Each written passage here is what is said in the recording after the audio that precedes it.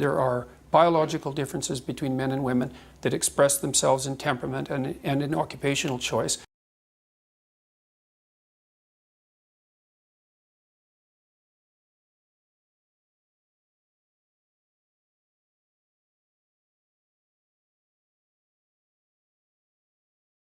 The theory was that as societies became more egalitarian, that men and women would become more the same.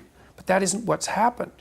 What's happened is the biggest differences between men and women now, temperamentally and in terms of their own interest, have manifested themselves in the Scandinavian countries. The biggest differences in the world in interest and temperament are between Scandinavian men and women. It's exactly the opposite of what everyone predicted. Men and women won't sort themselves into the same categories if you leave them alone to do it of their own accord. We've already seen that in Scandinavia. It's 20 to 1 female nurses to male, something like that. It might not be quite that extreme, and approximately the same male engineers to female engineers. And that's a consequence of the free choice of men and women in the societies that have gone farther than any other societies to make gender equality the purpose of the law. Those are ineradicable differences. You can eradicate them with tremendous social pressure and tyranny.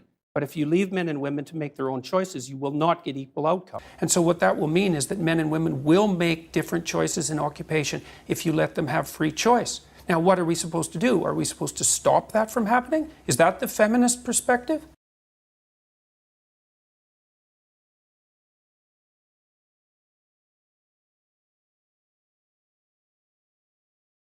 Everyone's interests are better served if people have as equal access to opportunity to display their talents and to manifest their talents in the world as possible. The devil's in the details with regards to equality, because I'm an advocate of equality of opportunity. But I think the idea outcomes, that's an appalling doctrine. Why?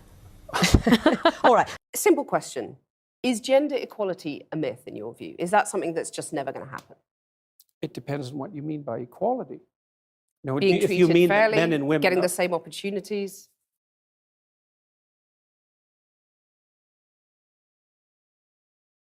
Why would there only be 7 women running FTSE 100 companies in the UK?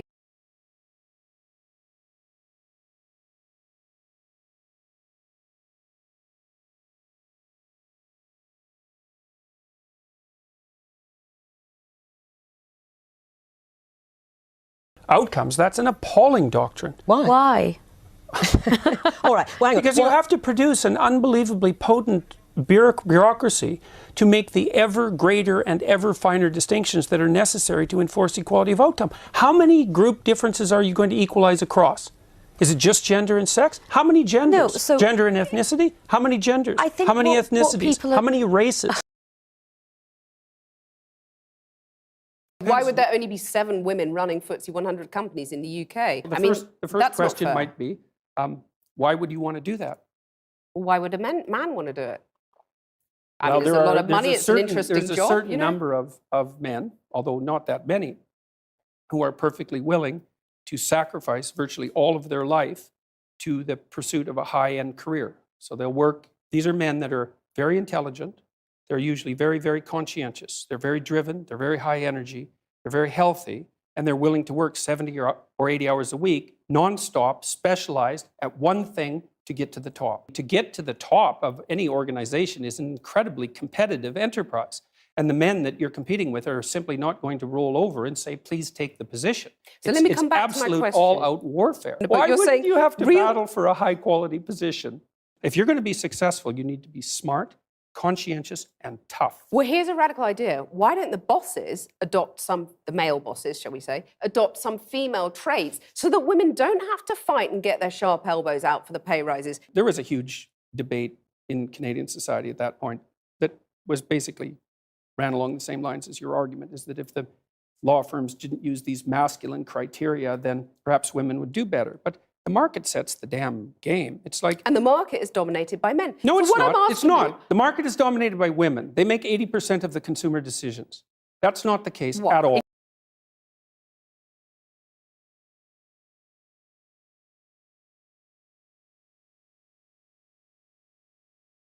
Norway, where they've made a specific legislative effort, for example, with a quota of 40% of women on corporate boards or a quota for women to be in parliament. Right. they've specifically engaged in social engineering, and it seems to be working, and it seems to Doesn't seem to be working well, particularly. forgive me, but Norway is top of every contentment index that we see across the world. Well, okay, so first of all, Norway has plenty of oil money, which is definitely contributing to that.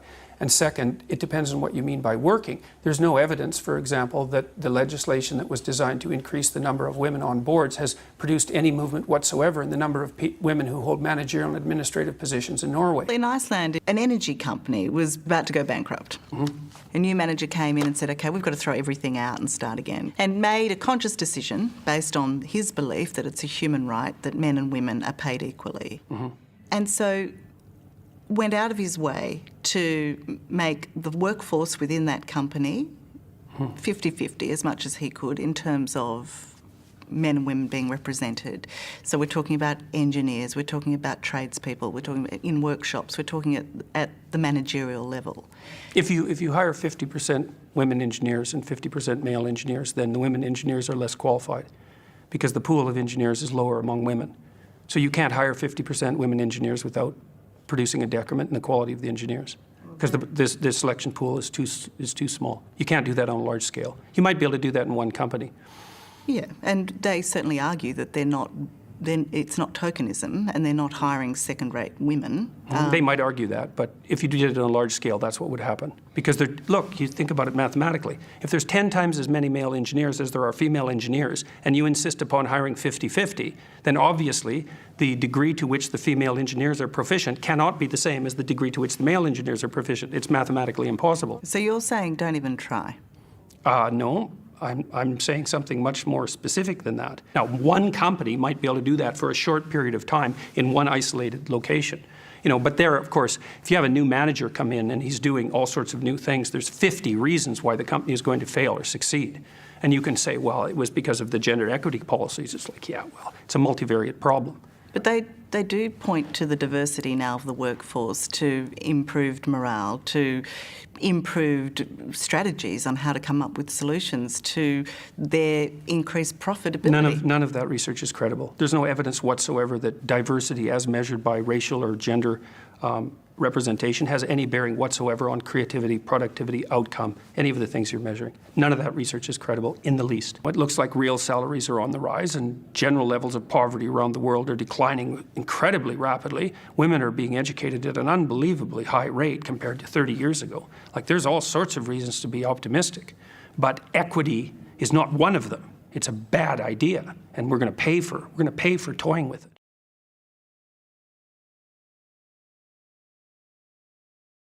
So you're saying we're hardwired as men and women to do certain things, to sort of run along tram lines, and there's nothing we can do about it? No, I'm not saying there's nothing we can do about it, because it's like in a chess game, right? There's lots of things that you can do, although you can't break the rules of the chess game and continue to play chess. And your biological nature is somewhat like that, is it sets the rules of the game, but within those rules you have a lot of leeway.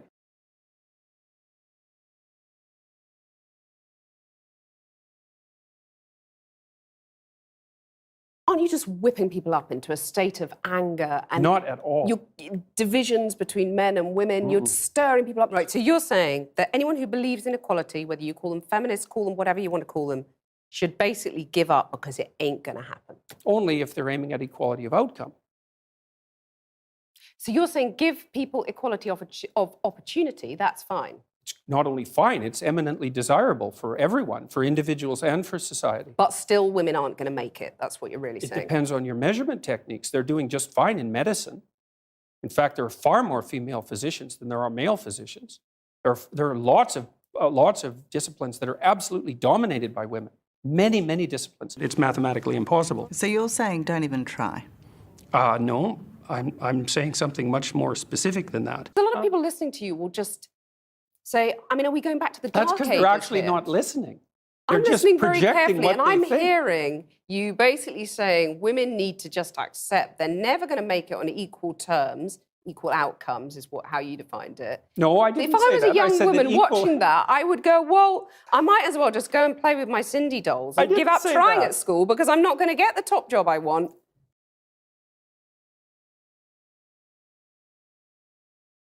You're going to have choices and equality of outcome.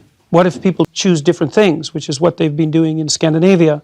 So the Scandinavian countries have moved more towards gender equality than any other countries, and the personality differences in Scandinavia have increased rather than decreased, and the proportion of women who are choosing STEM fields has decreased rather than increased.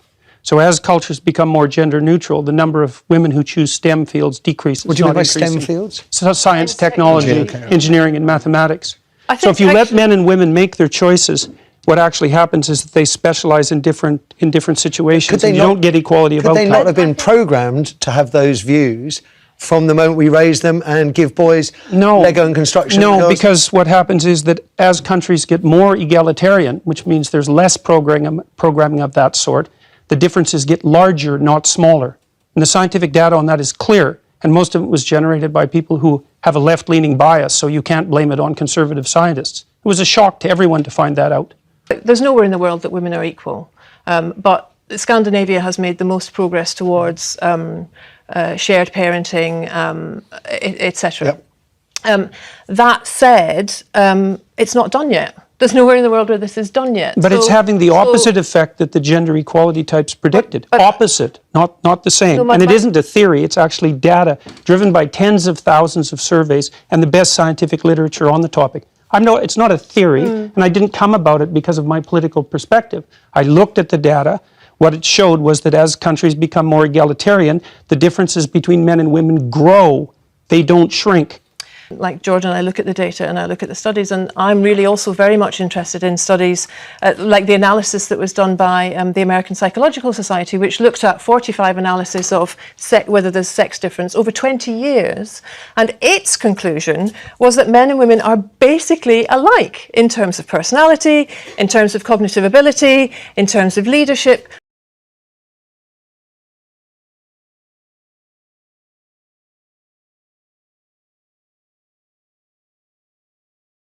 Aren't you just whipping people up into a state of anger and Not at all. Divisions between men and women?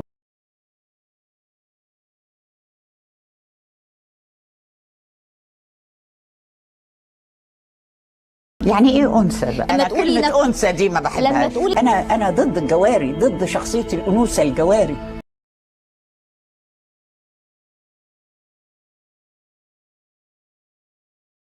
انا انوثتي طبيعية. Men and women actually are more the same than they are different. But the issue is that small differences at the population level can turn into very large differences at the extreme. So, for example, men and women are broadly similar with regards to aggression, although men tilt a little bit more towards aggression. So that if you picked a random person out of the population, male and female, and you guessed that the male was more aggressive, you'd be right 60% of the time. But if you take the 1 in 100 most aggressive people, they're all male. And that's why the overwhelming proportion of people who are in prisons are male. Now, do you want to equalize that, just out of curiosity? What about bricklayers? They're 99% male. And we've got about 3/4 of the population now in universities, in the humanities and social sciences, are female. Yeah. Are we going to equalize that? And men work longer hours. They work more dangerous jobs. They're more likely to move. They're more likely to work outside. They're more likely to participate in jobs in the STEM fields. And that's all hidden under the idea that the reason that men and women make different amounts of money is because of their gender. It's a very simplistic analysis, and trying to Michael, address I was just going to say, Sophie, can you come back on that? What I'm trying to equalise is opportunity and choice. Fine, let's equalize choice. You agree on that. But we won't get equal outcome that way. And I think that what happens then, nobody knows, because we've never done it yet. We do know. We know what's happened in Scandinavia. But it's not fully got there yet. No, but it's going in the opposite direction that everyone predicted, and strongly.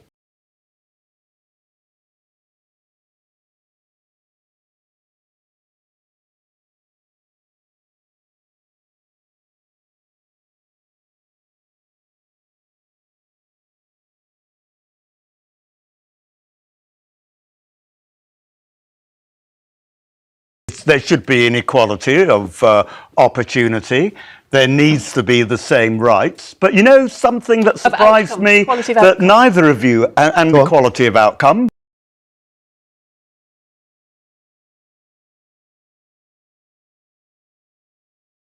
What do we think about equality? Will it ever happen, Salim? I was going to say I thought it was going to happen, but after listening to Jordan, he's swayed my opinion. Oh, no. Why did you think it was going to happen? Because I think we're going to become more cognitive creatures, and jobs are going to be more about mental skills. Technology. But then I've been visited schools, and I work in STEM. I'm a software developer, and the number of women doing software development hasn't increased. I would have thought they would have increased more, but I went into secondary school to do GCSE IT stuff, and there's very, very few girls doing IT, and I was thinking IT is the future, and the schools are pushing for more girls to go into IT.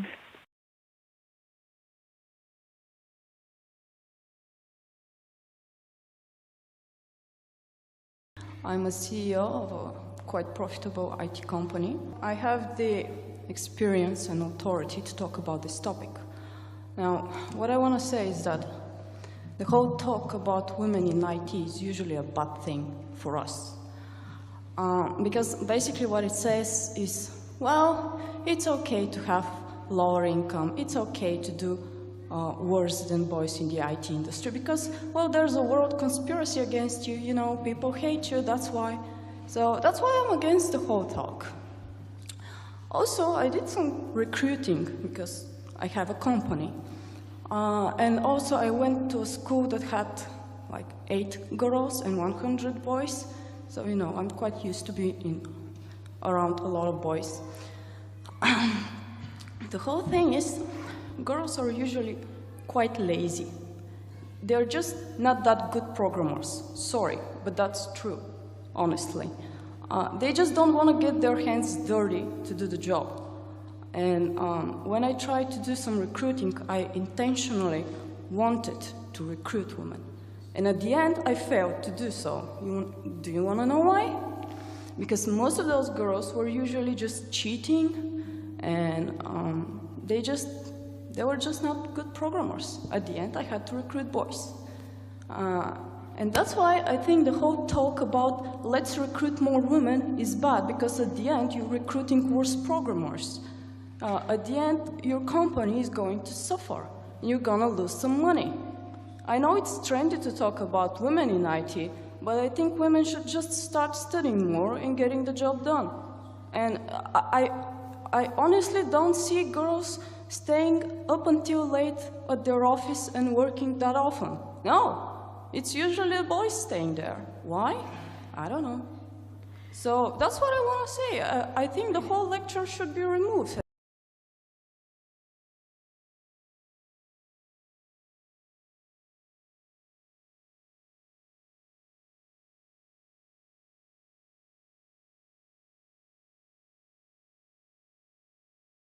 NASA's face of space has changed for good. The world's first all-female spacewalk. This girl power moment we were looking forward to, the first all-female spacewalk. Making history this morning. We're able to make history.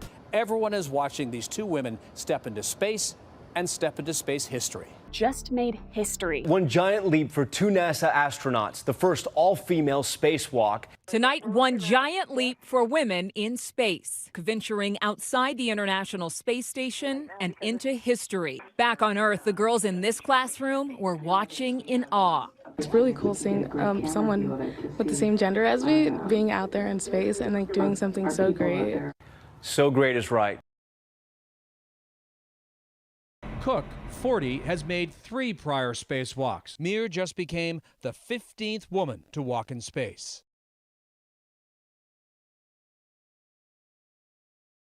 Many women around the age of, I would say, between 28 and 32 have a career family crisis that they have to deal with.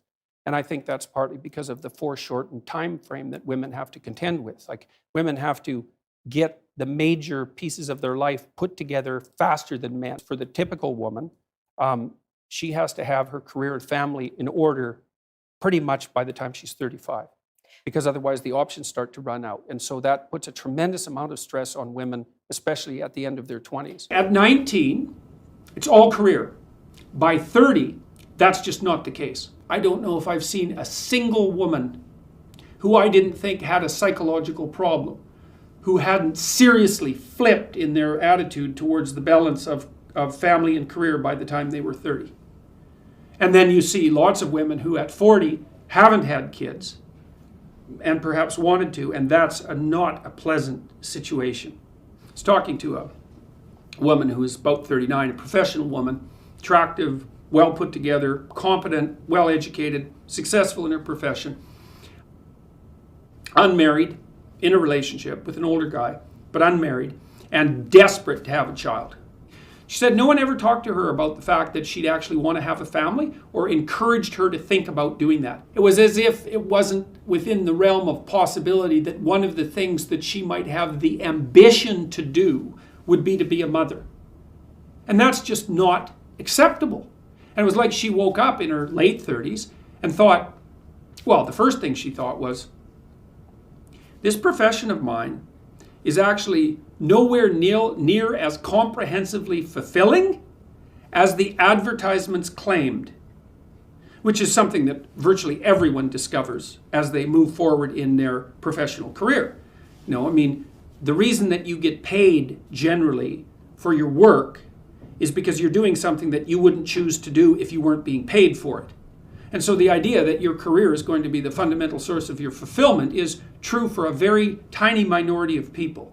And even with them, it's complicated. So she was tearful and upset about the fact that it took her so long to discover that there were other important dimensions to life. And so our society needs to rethink our relative valuation of career versus motherhood. So we don't know how to solve this problem, but we could at least have an intelligent discussion about it, and we could start by admitting that the idea that most 19-year-old women are fed, which is that their career will be the primary purpose of their life, is actually a lie. Do you think women's liberation is a good thing? I'm very sceptical about some of the extremes it's carried to. I think women are in great danger of being dominated by women, being told to liberate themselves by doing what other women want them to do. That to me is a great danger.